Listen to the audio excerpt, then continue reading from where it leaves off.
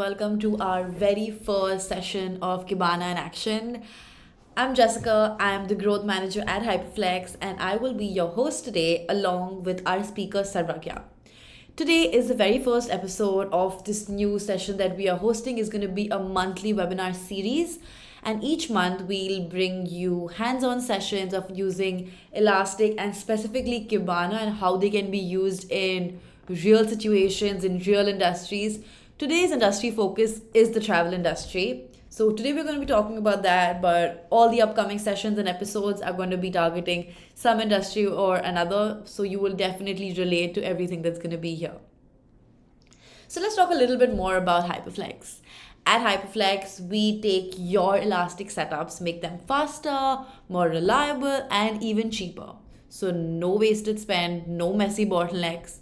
Whether it's a one-day architecture review, long-term managed services, or even migration services, we got you covered. We're 100% Elastic focused with over 20 Elastic certified engineers who've been using it for years and have mastered this. So, with so many in house experts, we have been providing all the services related to Elastic. Basically, Elastic is what we do day in, day out. We live and breathe Elastic. That's what makes us so special and our team so skilled. We currently have offices in New York, Canada, as well as India, but we cater to all industries and all over the world. Since we only focus on Elastic, it is that very thing that makes our teams sharper and faster. All our services are personalized according to you, your specific pain points, your specific needs and goals. Since we have Elastic certified engineers, they are trusted by Elastic themselves to provide service at its best. We recently helped a team save $75,000 in 6 months by improving their search and observability performance. So now I'm going to hand it over to Sarvagya. He is our in-house Hyperflex Elastic certified engineer. He is an expert in observability and search. So over to you, Sarvagya. Would you like to say a few lines? Of course. Thank you, Jessica. So hello, everyone. Welcome to this session. I am an Elastic engineer right now at Hyperflex, and I'm excited to have you here. So as Jessica mentioned, like this episode will be, the theme today will be all about travel agencies, how flight data works, how airlines companies work around the travel data. So every single day, we have a lot of flight searches, we have a lot of bookings, we have a lot of delays, we have a lot of baggage events. And the main challenge here is how do we make sense of all that data? And for the next 50 minutes, I'll be your pilot on this journey, guiding you through how we can make this raw data, raw airline data, into some clear, actionable insights using our Elasticsearch and Kibana. So basically, we'll be exploring some foundations of Kibana on this realistic airline data. I've created some data sets around the use cases of airlines. So we'll be talking about that. It will include mostly like flight delays, baggage issues, refunds, or maybe customer feedbacks and all. So by the end of this session, most probably you will be seeing how Kibana turns this raw travel data into some insights, how it improves how it helps the airlines get those operations done very easily. And so buckle up, we are about to take off this journey into Kibana with the travel industries. And of course, yeah, this is the series. Right now we are focusing on travel, but we'll try to cover all of the industries. And this is the episode 1. So yes, super excited, Sarvagya. So over to you. Let's start this and let's see. All right. So as I mentioned, we'll be focusing on travel industries and data around it and how Kibana helps us make this raw data into some actionable insights. So firstly, before we deep dive into this Kibana session, I want to give a part to Elastic as well, because that is the main Elastic like search engine that is in the background that is helping us doing everything. And Kibana is the UI part of it. So right now, if we imagine you are running an airline, we have millions of flight events. We have millions of booking transactions. We have so many baggage scans. We have so many customers. They will provide us reviews as well. They are pouring in every single day. And if you store that traditional database, if you like use a traditional database to store all this data, you will even asking a simple question like how many flights are getting delayed. You will take time. So that's where Elasticsearch comes into play. Basically, Elasticsearch is a search and analytics engine that store all this event into JSON documents. You can index this data and you can query it really fast. It will only take milliseconds to give you such complex queries that you can imagine of. And basically it scales horizontally, so you can add more nodes if you need to work even faster. In our airline example, if we talk about a document, as I mentioned, like JSON document, what we'll be dealing with in this session is a flight. Suppose there are fields like flight number, there is a route, you schedule that flight, there is an actual departure time. If there is any delay, you have all these flight details. If I talk about a baggage, you have a baggage tag, you have some airport where the baggage is coming from, whether it is scanned, whether it is missing. If I talk about a booking, you have fares, you have currencies, you have a refund amount if needed, you have passenger counts and many more details. If I talk about a customer review, you can have a free text review here. You can have a sentiment score, whether they liked about something about the flight or not. You can have some key phrases around it, right? So Elasticsearch basically is a warehouse of truth. This is the engine room where you keep all your data. You store all the data that you have already. You import it to Elasticsearch and it keeps it really nicely. Now, if I talk about Kibana, what is Kibana and how does it comes into play when we are dealing with Elasticsearch and all the data? So if Elasticsearch is the engine, Kibana is our cockpit. Elasticsearch is really powerful and it always keeps the API first. You have these JSON queries in every script that is working in the Elasticsearch part. But the Kibana steps in when we talk about we want to see this data. If I talk about visualization, if I talk about UI, that's where Kibana comes into play.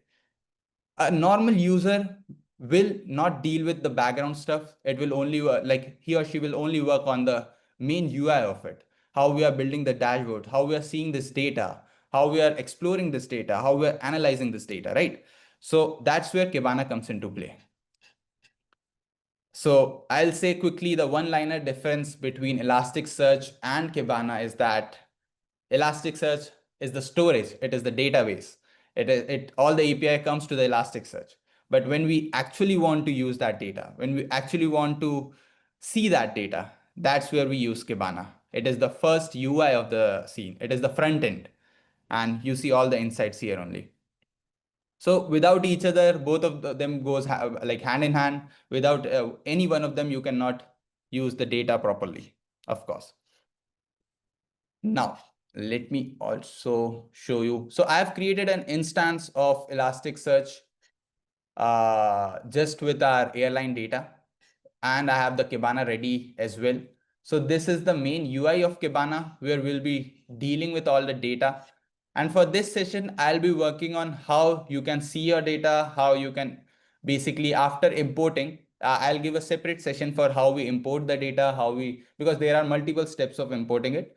But for this session, I want to focus on how the data is looking because that is the final result. That is what we are here for. So we'll be dealing with discover, how you can see that data. We'll be dealing with data views, which basically allows us to create a chunk of data that we want to see. We'll be dealing with some of the saved search, some of the queries that we can apply, how we can create dashboards, and how we can use them in alerts as well. So for right now, I want to make you familiar with the background, what I have already created. So let me switch to X template and right here. As you can see, I've mainly created and distributed all the data amongst 4 main indices. These right now are data streams, but I've created similar indices as well. Now you'll ask, what is an index? So basically that is the basic unit of Elasticsearch where we keep all our JSON documents stored, where everything, every data, every document is stored in a particular index. So I've separated it amongst 4 of the topics that we'll be covering. baggage data, bookings data, flight status, and reviews. As I said, the theme will be around airport data. So these are the four indices we'll be going for. Other than that, we'll be talking about data views. So let's start with a simple data view and how we can actually view this data into Discover. So let me redirect to this page. So once you open Kibana, you'll see this page. And in the left-hand side, you'll see a hamburger where you can open it and just see at the very first option of Discover. Let's click on it. Right now, by default, it is choosing a data view here. Basically, a data view is something that is there to see your data. It tells the UI that I want this many indices to read and I want this many fields to be seen right now. And Discover is the one tool that helps us visualize that. If I talk about a background a bit, I've created this 4 indices and we'll be basically going through how I've created it, how the data view are working. In front of you, I'll create one data view for one of the index as well. And we'll see how it is helping us visualize all these logs. So let's talk about data view first. If you search quickly at data view in the top bar, you'll see in Kibana there is data views. You will see 3 of the options here, but I'll be talking mainly about the remaining option, which is of reviews. So I'll be creating one data view here. In the top right, you will see a create data view option. You can just click on that. You can just provide a name, which will be review, or maybe I can add customer review in our use case. And you'll see all the indices that are present related to that right here in the right. It provides a list of all the indices. So what we are dealing with currently is just this review index, right? We only want to see this review data currently. So what I'll do is I'll just have to provide that pattern here. You'll see an index pattern. This pattern tells us that we want this certain indices under this data view. Right now, we only have one index here. So it is saying you only matched with one source. And we can quickly just save this data view. Now, this data view is saved. It is showing all the data, all the fields here as well. But we don't care about it right now. I will show you everything in the Discover part. So we'll be good there. Give me just a sec. All right. Now let's move on to the Discover. If I just quickly refresh this page, you will see that we have now 4 data views that we have created. And you can quickly see in the top left option to select this data view. You can just drop this down. You will see there is an option that is by there in default by Kibana. It is saying all the logs that are present in your instance. It will show it right here. But we can create the separate data views that we have, and we'll be working around these. If I talk about the first data view, and in the top right, you will see a timestamp option. Let me remove this filter and update it. Now you will see a really nice date histogram of all the data that we are fetching right now. So you will see by September 30th, you started the data. It is going and going. We are continuously fetching this data and importing this data, and you can see all the logs here. Now, this Discover page is mainly divided into 4 parts. The first thing is our data view that I've already explained. Along with it, there is a query bar here, which you can do any type of query. You can search for any of the fields, any of the values here, and it will filter all those data based on that. The second thing is our timestamp. Basically, timestamp tells us which time period you want this data from. Because if we talk about flight specifically, we want a certain date, we want a certain time period. Like suppose there was a flight going from Frankfurt to somewhere else. You want that particular date and you want the logs of those day only. So we can filter that through this timestamp. There is a quick option of just selecting. You can select the logs of today, this week, last minute, last 30 minutes. There is this quick option, but of course you can customize this. You can select anything last 25 hours as well, and you can apply that change. And it will just show you all the logs of that 25 hours block. One more thing here, there is in the left hand side, you'll see field names, all the field names that are present in your data currently.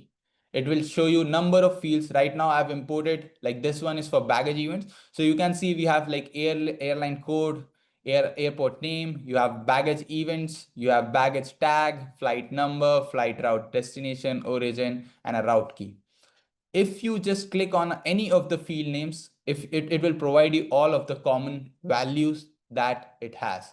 So right now, if I just click on baggage event, you can see it is scanned, it is loaded, it is either missing, it is either found, all these values and the distribution amongst them as well. Like 28% are scanned, 26% are loaded, and like that. Similarly, right here in the main page, you can see all the documents here. You can simply just click on this double arrow to expand any single event, any single JSON document, and you can see all of the fields right here. This is a table view. You can also switch into JSON view. Some people prefer that for coding. It is much better to work with JSON. So you can just use this and you can also copy it. You can use it. You can export it. I'll quickly mention the exporting part later as well, how you can export it into a CSV, how you can maybe even export it somewhere else. If you want to have another platform that you want to use after the Elasticsearch, you can do that. But right now we'll be working with Discover. So you can see all the fields here. There is a field bar, search bar here as well, which can search for values and also the fields. If I just write baggage event, you can see every field that has baggage presented in it will appear here. You can also search for the value. If I just search for loaded, you can see the value loaded is present in this field. It will just quickly mention everything. That is really nice. That is really quick. Other than that, after all of the fields that we need, we have a list of it. But suppose we only want to use currently baggage event and event data type, baggage exception, if there is any exception, and the flight number, flight destination. So basically, after instead of clicking on the name, there is a plus option just to add it as a column. You can just click on that and it will add a column right here, and you can see all those fields really nicely in a tabular format. Now, in this whole data view that we have right now, you can also expand it. If you want to just sort any of the fields based on, suppose, baggage.event, you can click on it, you can sort it, you can move it to left, you can move it to right, you can do n numbers of operation on this page. After that, after using this Discover, you will think like, I don't want to search all of this query data again and again. So we have this saved search option right here, which can save a particular view that you prefer.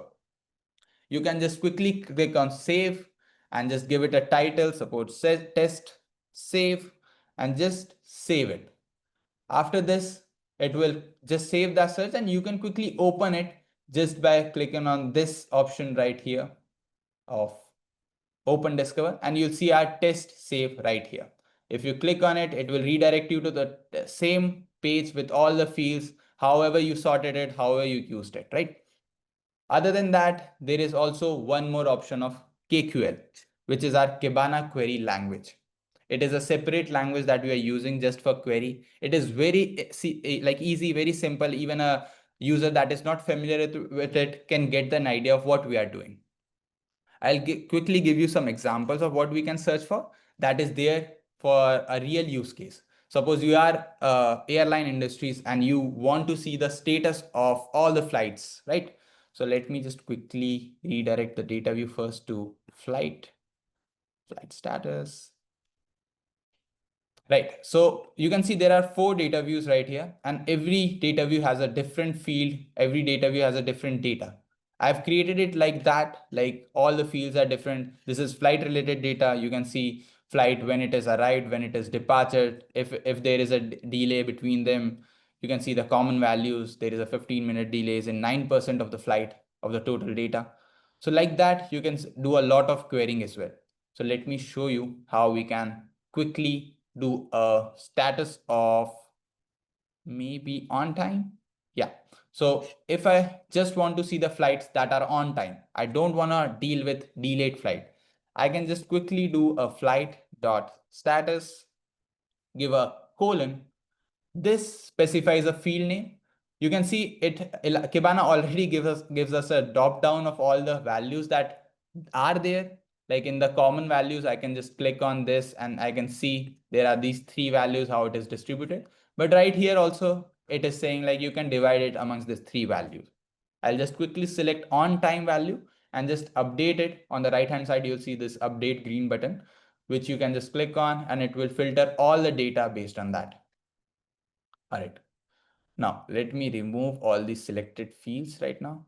Yeah, right here, after you have selected the plus sign, suppose you have selected this, you have selected departure code, you can simply see it in the selected fields. And if you want to remove something, you can just remove it by putting it like clicking on the X, it will just say remove this field from the table. You can just remove all of this and it will give you all the fields in the summary section. Now let's just check whether our query is working or not, whether this flight status is working on time or not. So I'll just quickly click on this. By the way, you can just see that it will highlight flight status on time right here also, but you can also see it from this. You will see like flight status is on time. It is highlighting it here as well. This is a really nice feature that you can use with queries. If I talk about something else, like whether the flight status is delayed or is greater than the delay minutes are greater than 30 minutes, I can quickly do flight status as delayed and a and operator, which will just take both of the conditions. Both of them should be true in the result. So I'll just quickly write the whole query first. Let's say flight delay minutes. Of course, this one, just provide a colon and it should be, instead of colon, I should make it greater than and equal to 30 minutes. Of course, when we are dealing with numbers, we don't have to provide this quotes. If when we are dealing with text, we usually provide the quotes. For Elastic or for Kibana to understand, we are working with a string. Now let's update this. Let's see the result. You will quickly see that Kibana is telling all these flight status as delayed. And if I talk about the delay minutes, if I click on it, you will see all the values are filtered, are greater than 30 minutes. So our query is working perfectly. So like this, if an airline industry decides to have a certain kind of use case where they only want to use the delay minutes greater than 30 minutes, they can simply write this query. All right. Similarly, for flight status, we can also view some of the other customer reviews as well, some of the others bookings as well. Let me just remove this filter. Of course, it is taking all the filters, but there are no fields present in this booking data view like the flight fields. So we'll be talking about the booking fields here. If I talk about a single data, we have different kind of booking ID. We have the customer city. We have a flight number, flight route, destination. We have also given a distance between them and a price, of course, price currency and a route key. So like that, you can divide your data amongst different fields to get a segregated view, a granular view of what we are dealing with and how you can organize basically all the fields through this data view. By now you are wondering like you are already knowing that this is a powerful tool to visualize your data, visualize your logs, but I'll up it a notch by telling you how we can even save all the queries as well and how we can even export this data to. You are seeing on the top right, there is an option of sharing and downloading. So if you want to export this data, there are multiple options. You can schedule an export. Basically, you can do a regular interval of exports. If you want exported CSV at the end of the day, you can just schedule this export. And if you just want a quick CSV, you can just click on CSV. It will generate the URL for that. And it is saying right now you have not saved the changes. Of course, I'll have to save it and then export it. But you can just quickly have this URL and you can export it anywhere. All right. So this was the basic of Discover for us, how you can use Discover to see your data, how you can visualize it here.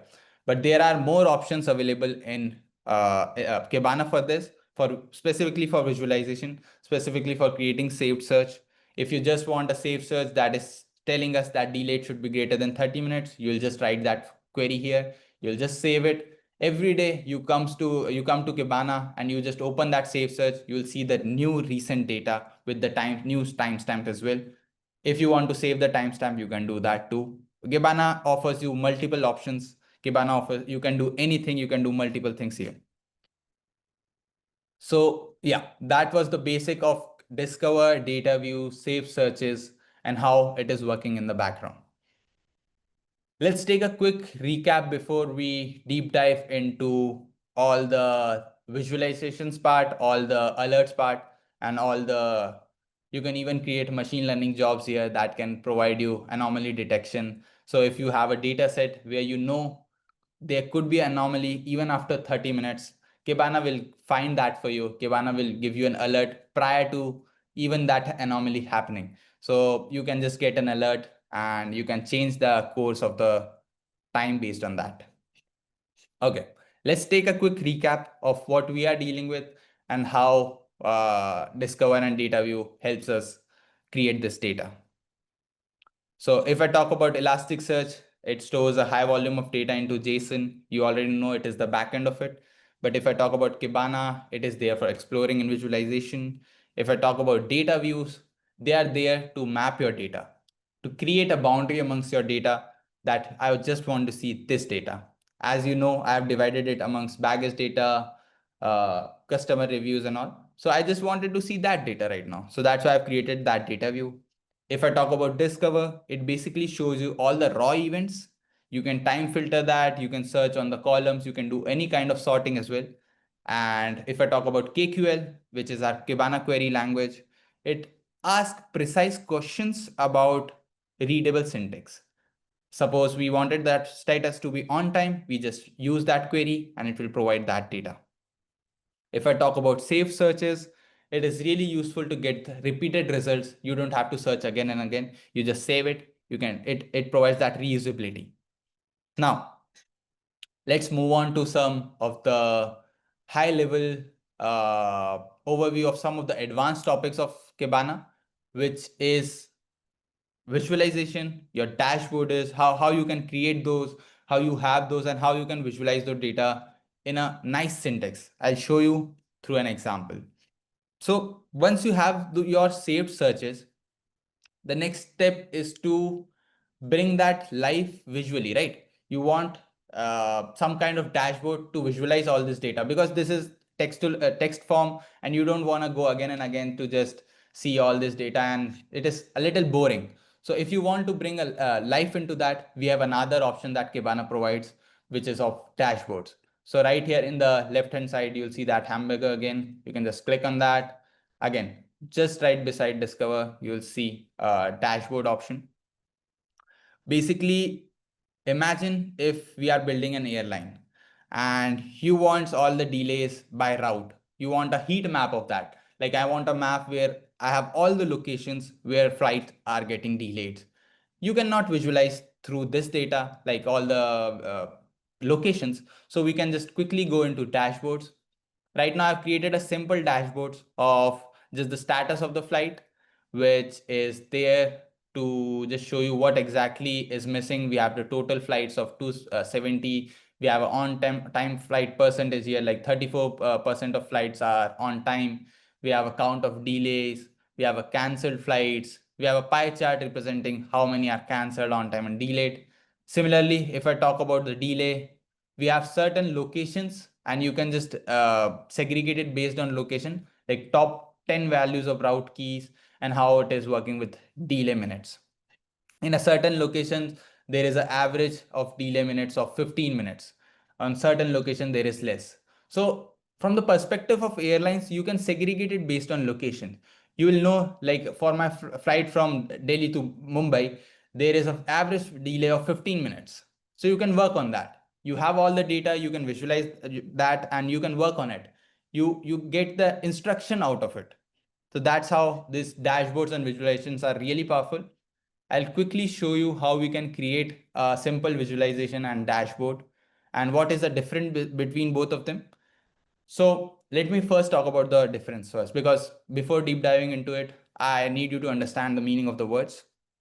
If I talk about dashboard, it is basically a collection of all the visualizations that you have created. Now you ask, what is visualization? Visualization is a single point where you are transferring your data from something logular to something visual. That's why the name visualization. Now, how can you add this visualization into an existing dashboard? You can see right now I've already created this dashboard. You can see right here, there is an option of visualize library. We can just redirect to that. You will see how we create this visualizations. You can see all the different visualizations that are getting used in our flight status dashboard too. Right here, total flights, delay per route, by status. You were seeing all this visualization in that single dashboard prior to the slide when I was showing you this right here. And if you want to create a new visualization, you can just go here. In the top right, you'll see create visualization button. You'll just use that. It will provide you different options, recommended options that use lens. You can use maps. You can create a customized visualization as well through scripting. But right now, to keep things simple, we will go with lens. The first option you'll see is the data view here too, like which data you want to create this visualization from. So let's select flight status only. If I talk about delay minutes, what I can do, as I've created the dashboards around the delay part, I'll just use the delay minutes again. Let's say if you'll see all the fields on the left hand side and you can just drag and drop it. It is that simple. And you'll see all the data. By default, it takes the horizontal axis as timestamp. So right here, you can see it is showing the median of flight delays with the timestamp.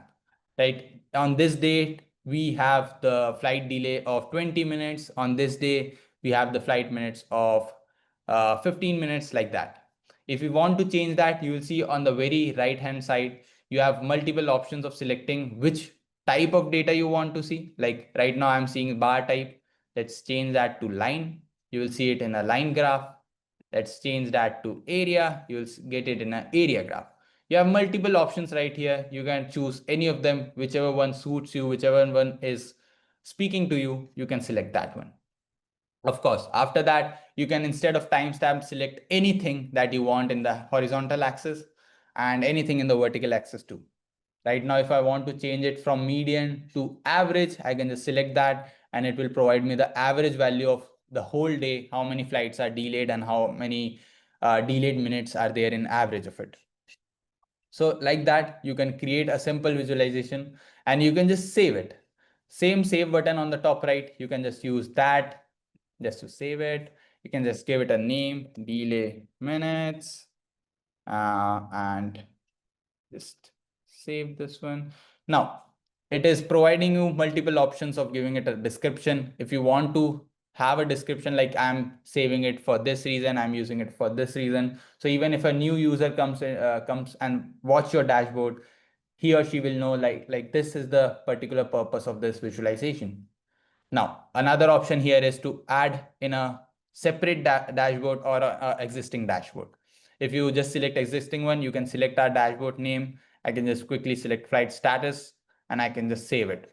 If you want a new one, you can just click on new and it will create a new dashboard with the same name to you. So right now I'll just create the existing one and I'll save and go to the dashboard.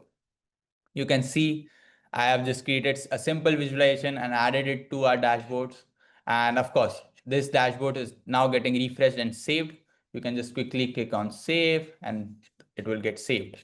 Now, if I just go back in the dashboard menu, I'll just click on flight status again, and you can see our newly created visualization is added to this dashboard. I hope that makes sense. We can create multiple visualizations here. We have a power of using maps. We can use heat maps. If there is a particular use case, suppose if I take baggage, for example, if we want a pie chart or a table breaking down all the baggage issues that were occurring in a certain location, we can apply that filter on this visualization as well. You can see right here, there is a plus sign that gives us an option to add filter. You can select any of the fields right here based on the data view that we are using. And suppose if I want the flight status of it, of course, I want the flight status to be delayed. I'll just say is delayed and add a filter. So it will add a filter of all those flights that were delayed. It will change the values right here. You will see all the details, like 100% is delayed right now. If you see on time, you will see there is no on time because we have added that filter. So you can do that here in the visualization too. This is a really powerful tool to show all your data, how you can see all your data really nicely, and how you can use that data. All right. Now, after the dashboard gives you that visibility, but you don't want to sit in front of a screen and watch this display every day. You don't want to do that. You don't want to be there with like sitting there and refreshing this all day and just seeing if there is an anomaly. Yeah, I want some person to just watch it here, and as soon as anomaly hits, please tell me. You don't want that. That's where alerts come into play. Alerts let you define all the rules that can continuously monitor your dashboards, your data, and notify you about something when something goes wrong. So if I quickly show you how alerts look like in the UI, you have the same hamburger. You'll have to scroll down a bit for this one. You will see right here under security, there is an alert option. If you click on that, it will redirect you to a page where it has all the alerts. Right now, I think it will only show you the system managed alerts, that is Kibana, that are there by default. But we can also manage these rules. We can also create these alerts by our own as well.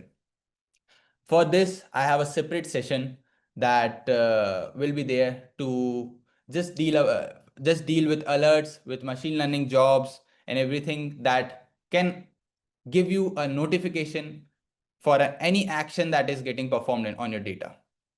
For example, suppose you want to have a notification when your flight gets delayed for more than 25 minutes for a certain location. So you can pick up that data, you can create an alert around it, and it will get triggered. It will give an action to us. Of course, you can use multiple things. Like if you want the alert on email, you want it on Slack, you want it on Teams, or any kind of webhook, everything is covered in Kibana. We have already have all the actions pre-built into Kibana. You just have to select it. You just have to provide the email that you want to that alert on, and it will create it on its own. The key part here is that you don't have to stare into the dashboard all day long. You can just use alerts to get notifications. One more thing that I just quickly want to touch, that is a separate topic on its own, is a machine learning job. Right here, you're sitting and you're wondering, I don't want to waste my time with alerts. I don't want to wait till that alert it triggers. I want something that can predict that alert. That's where machine learning comes into play. We all know that AI can help us a lot with this type of anomaly detection, and Kibana has that already inbuilt for us. You will see in the same hamburger under analytics, you will see an option of machine learning.